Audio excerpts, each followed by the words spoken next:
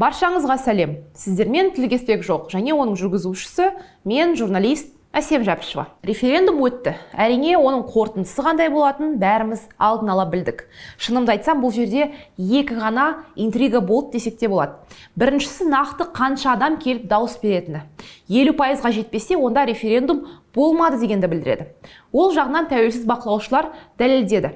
Ел бойынша тәуелсіз бақылаушылар қатысқан учаскелердегі дауыс бергендер 20-30% болса, ал ресми статистикада 68% қазақстандықтар дауыс берді деді. Екінші интрига Тоқаев қанша адам дауыс берді деп көрсетуі. Назарбаевтың кезінде 95% адам жақтайды деп өтірік айтушы еді. Осы жолы дәл солай айтуға ұялды ма, қорықты ма, 77% деп көрсетіпті. Бірақ референдумға көшпес бұрын Тоқаевтың кеше власть басылымына айтқан біраз сөздеріне тоқталайын. Ол қаңтар оқиғасына байланысты екен. Жалғастырмас бұрын осы каналға жазылуыңызға шақырамын. Қарап отырсаңыз, 100 мыңға азақ қалыпты. Бұл біздің әрі қарай дамуымызға үлкен көмек. Рахмет. Тоқаев қаңтар қырғынында қаза болғандардың тізімі жарияланады деп уәде берді. Қаңтар оқиғасы кезінде қаза болғандар тізімі жарияланады, көпшілікке мәлім болады. Ол тізімде террористер тарапында жүріп қаза болғандар саны өте көп деді. Есіңізде болса, Тоқаев қаңтар оқиғасына 20 мың террорист қатысты деген болатын. Ол сөзін енді былай түсіндірді. 20 мыңға келсек, бұл цифрды құқық қорғау органдарының бұрынғы басшылары келтірген. Бұл бүкіл елге қатысты. 13 қалада бір мезгілде қоғамдық тәртіпті бұзу мақсатында билікке қарсы бандиттік шабуылдар жасалғанын білесіздер. Қазір 5,5 мың қылмыстық іс қозғалды. 500 қылмыстық іс сотқа жолданды.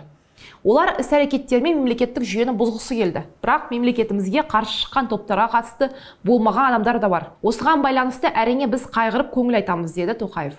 Тоқаев сондай-ақ бейбіт тұрғындарға қарсы ақтауға келмейтін әрекеттерге барған барлық әскери қызметкерлер жауапқа тартылатынына уәде берді. Президенттің сөзінше, тергеу баллистикалық сараптама жүргізіліп жатыр. Тоқаев сондықтан бәрі белгілі болады деп сендірді. Тергеуді уәкілетті органдар жүргізеді. Ол өте мұқият, тегжейлі жүргізіледі. Қазір қолжетімді барлық материалдарды бас прокуратура жариялайтын болады. Қоғамнан жасыратын ешқандай құпиямыз жоқ.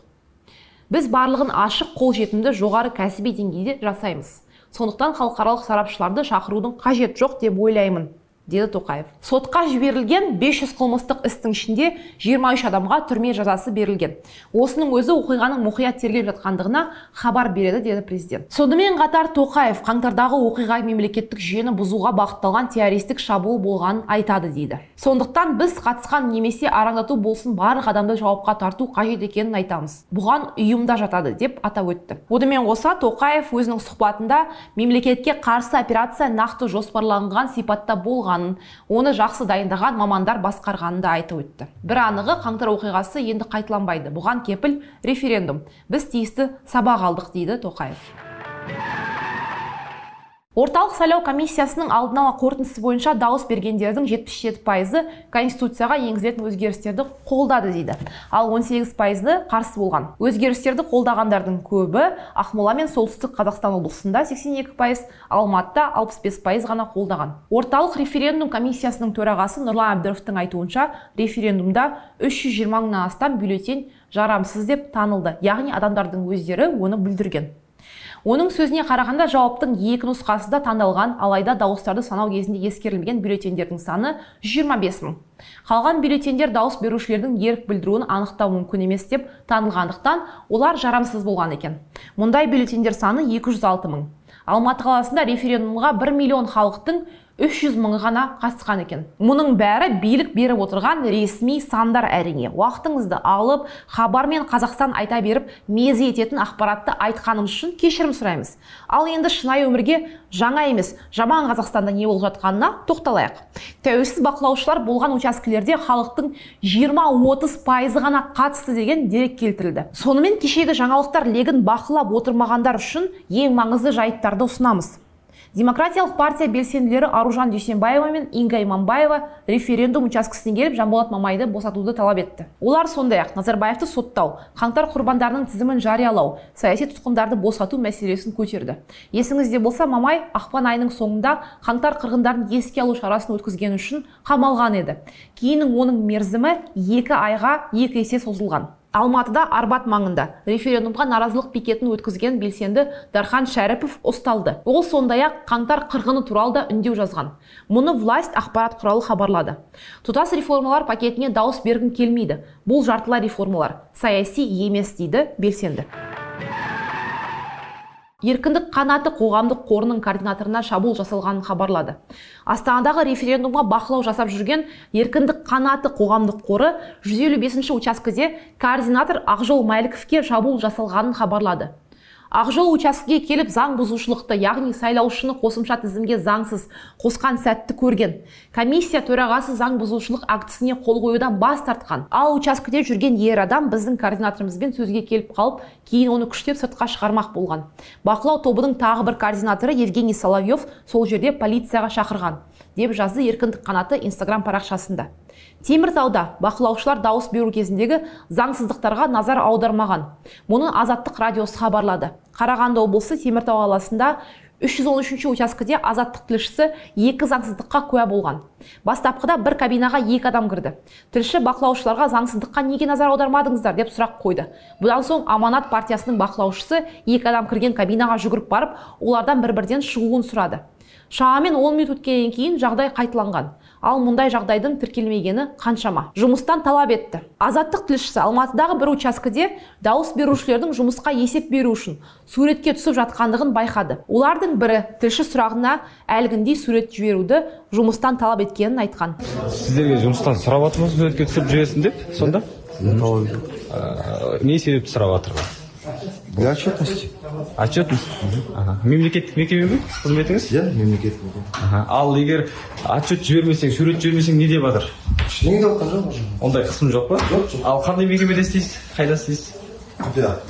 Айтпайсыз ба? Жоқ. Желіде референдум туралы әзілдер толып жүр. Жұрт бұл референдумдағы өзгерістер болмашы екеніне назар аударады. Есіңізде болса, референдум өткізуге 16 миллиард қаражат жұмсалған еді.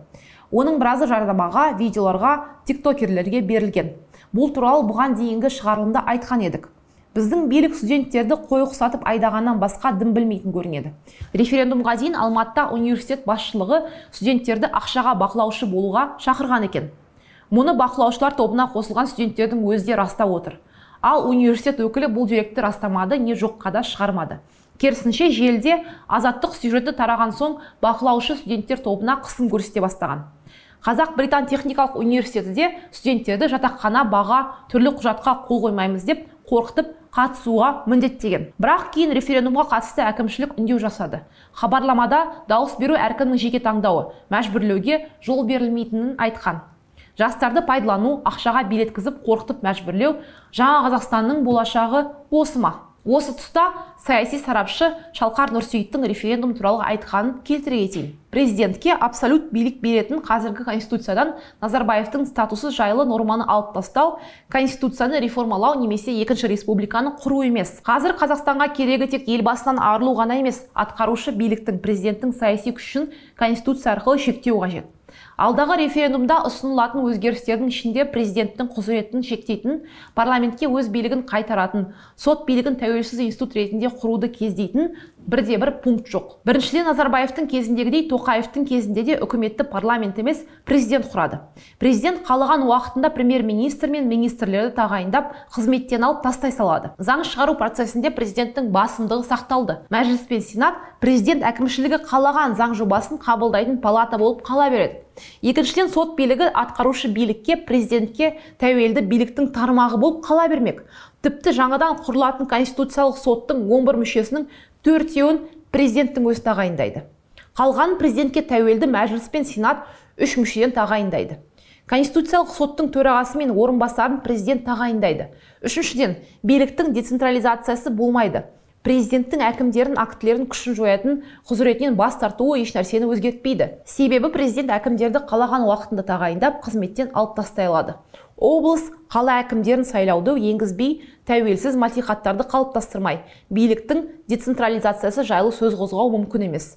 Сондықтан дәл қазір эксперттер, активистер мен журналистер азаматтардың назарын Назарбаевтың статусы жайлы норманы алып тастауға емес, президент институтының билігін шектемей, жаңа елбасылардың пайда болуына кедергі келтіре алмайтынымызға аударуы тиіс деп есептеймін, деді Шалқар Нұрсейіт. Ал менде бүгінге осы қаңтар қырғыны мен референдум туралы өз ойыңызды пікірге жаза кетіңіз. Шығарылым ұнаса лайк басып, міндетті түрде пікір қалдырып, жақындарыңызбен бөлісіңіз. Сондай-ақ біздің әлеуметтік желілердегі парақшаларымызға жазылып, осы каналға жазылуды ұмытпаңыздар. Амандықта көріскенше сау болыңыздар.